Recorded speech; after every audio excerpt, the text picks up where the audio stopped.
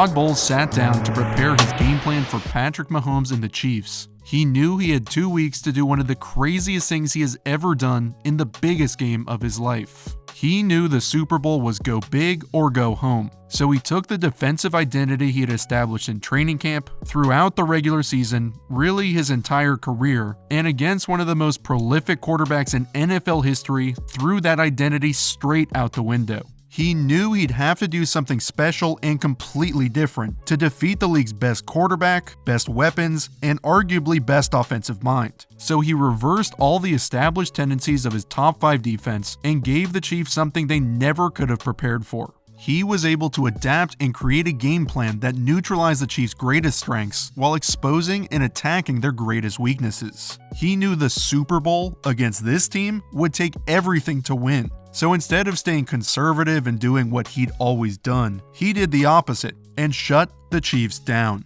Their first matchup from back in Week 12 provided several examples of why Bowles' typical defensive game plan wasn't going to get it done. Throughout the entire season, he played cover 1 or cover 3, which are 1 high safety coverages, on over half of the Buccaneers' snaps, and blitzed 39% of the time, which was 5th most in the league. It's much easier to blitz out of 1 high coverages, since in 2 high, you're bringing another defender out of the box to play deep. 1 high blitz coverages are what Bowles has relied on his entire career, and in this matchup, Mahomes tore them up. He actually plays better when he's blitzed, because he can quickly find the deficiencies in the lighter coverages. And though Bowles adjusted after some of these huge plays, the Bucs still lost 27-24. So which elements in his game plan changed so drastically in the Super Bowl? All of them. Instead of the 1 high safety coverages, he played 2 high safeties 87% of the time. Instead of blitzing 39%, he blitzed just 9%, which was the lowest he had in the last 5 seasons. Most of the 2 high coverages he called were cover 2 man, which is man coverage with 2 deep safeties. It allowed the Bucs to jam the Chiefs receivers off the line of scrimmage and limited the explosive deep passes that you see the Chiefs hit all the time. Bowles knew Tyreek Hill was the number 1 threat he had to take away after Hill had burned him for 203 yards in just 1 quarter. So a cover 2 heavy game plan made a lot of sense. But, of course, it's not as simple as just play cover 2. It's those little details that are the difference between winning and losing. That's what the Bucs are in here, with 1 deeper safety over Tyreek in the stack, and the other lower and over Travis Kelce. Look at all the attention Tyreek garners. He has a corner over the top and the safety, like we said, deep to take care of any vertical route, wasp route, or double move. But the backside safety is what's key. He has 1 high on Kelce and the other on Tyreek. This takes away the deep crosses, or what some call special routes that he can burn you on, and essentially triple teams him. A second deep safety certainly helps on the back end, but it limits how often you can blitz a 5th pass rusher, which we know Bowles loves to do. Just rushing 4 usually doesn't generate enough pressure to make the quarterback uncomfortable, but Bowles knew he could rely on his front 4 to dominate the Chiefs' injury-riddled offensive line and took the risk that they would take over the game. And I think they did. Mahomes was pressured 29 times, which is the most in Super Bowl history, and 27 of those pressures came with 4 or less pass rushers. Take this example, which in my opinion was the biggest play in the game. It's 3rd and 6 with 1:35 left in the first half, and the Chiefs are losing 14-3.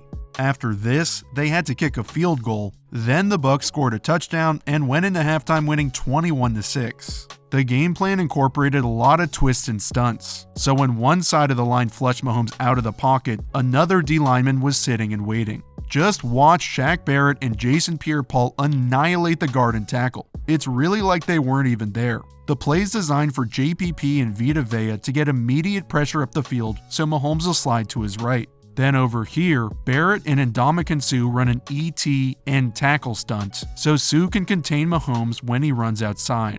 Barrett's job is to penetrate and pick the outside shoulder of the guard so Suh can loop around, and both of them do a fantastic job setting up the stunt. Barrett wants to occupy the tackle so he won't be able to come off for Suh, so he drives upfield, and the tackle's so worried he fully commits way outside. Then when we watch Suh, he's attacking the guard's inside shoulder, so the guard won't be able to help inside on Barrett. It creates a ton of space, and Barrett flies through almost untouched to chase down Mahomes. He straight up blew up the play. But to be honest, I couldn't stop watching JPP, who used a crazy move and broke through the line just as quick.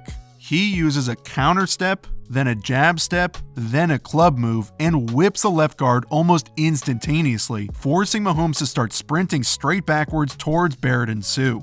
What's really impressive, if we go back one play before, is how JPP set up that same guard and probably gave him nightmares through the rest of the offseason. He gives him a tiny fake inside before using the same counter step. Then the moment that step gets down, he uses the club move on the opposite shoulder and sends him flying, but the center's right there waiting for him. So now look at the left guard. He maybe thinks he knows what's coming. JPP hits the counter step outside, and the guard knows he just crossed back over and clubbed. So he sets heavy inside and stops his feet, reaches for contact, and gets flat out smoked. The front four was unstoppable, and on this critical play in the game, they covered up a mistake in coverage that would have been a walk-in touchdown.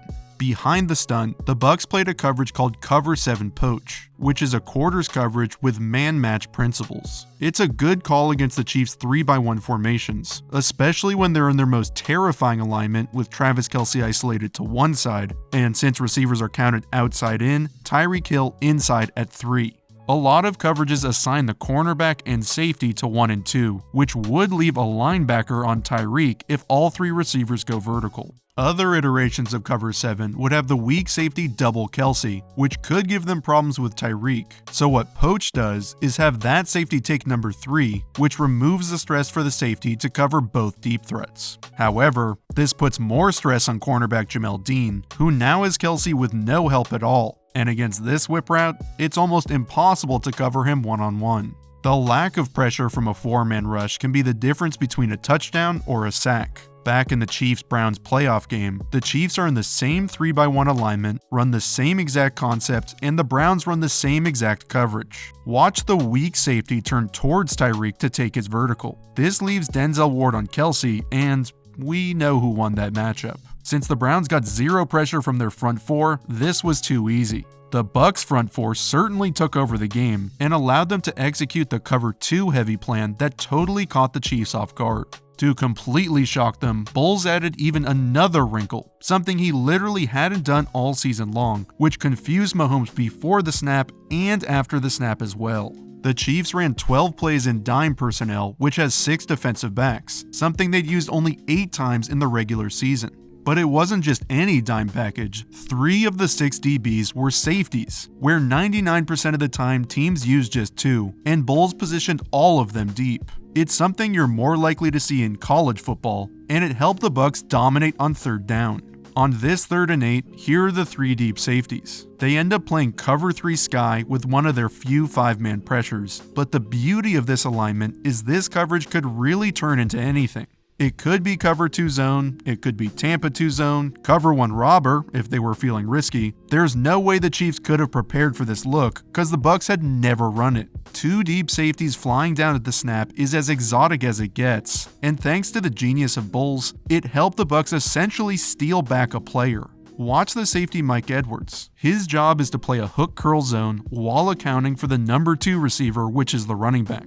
But since he's coming from depth, he's also in essence bracketing Kelce inside while watching the running back.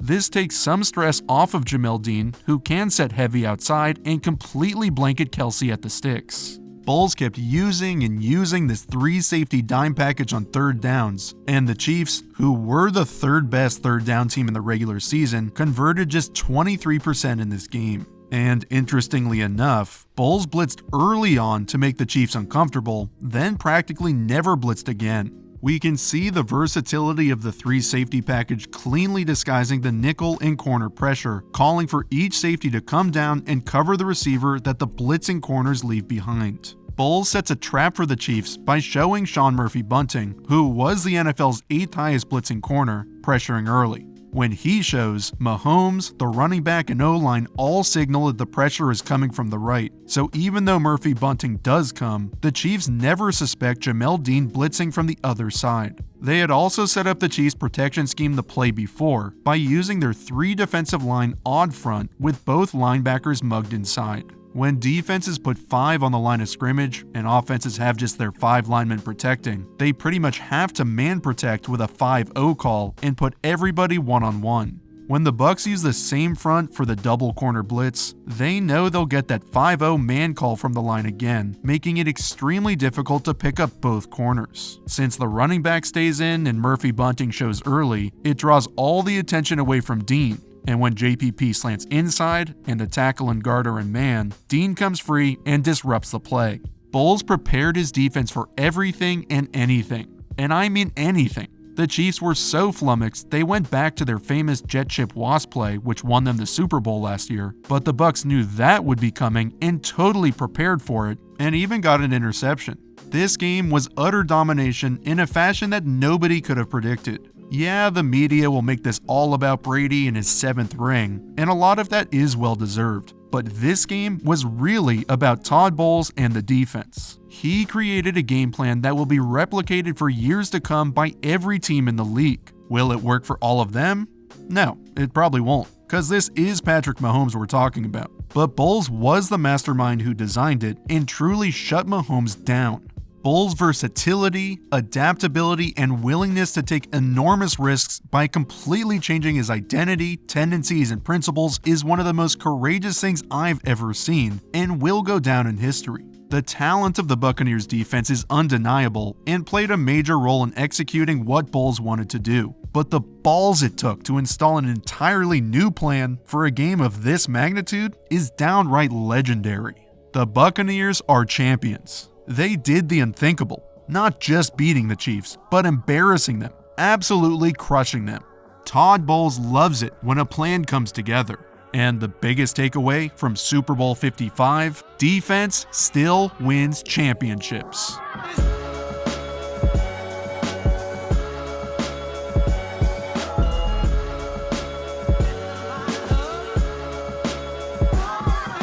Thank you so much for watching this week's episode. I want to thank each and every one of you for all the support and love. It's really been special.